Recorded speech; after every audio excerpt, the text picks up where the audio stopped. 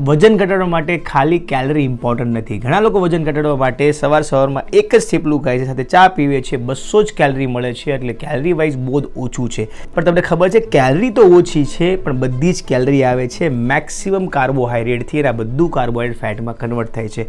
થોડું ઘણું એમાં પ્રોટીન હોય છે, થોડા ઘણા વિટામિન્સ મિનરલ હોય છે, અને થોડું ઘણું હેલ્ધી ફેટ્સ હોય છે. તો તમે જુઓ તો કેટલું ઇમ્બેલેન્સ ખાવાનું છે, અને એની જગ્યાએ તમે સવારમાં મગ એડ કરો છો અને સાથે છાશ એડ કરો છો, તો તમે સમજવાની કોશિશ કરશો તમને શુગર પહેલાં મળશે, એટલી જ તમને પ્રોટીન બહુ બધું મળશે. તમે ધ્યાનથી જુઓ, તમને બહુ બધા વિટામિન્સ એન્ડ મિનરલ્સ બી મળશે, અને સાથે તમને બહુ બધું ફાઇબર્સ, હેલ્ધી ફેટ્સ અને કમ્પ્લીટ ફૂડ મળશે.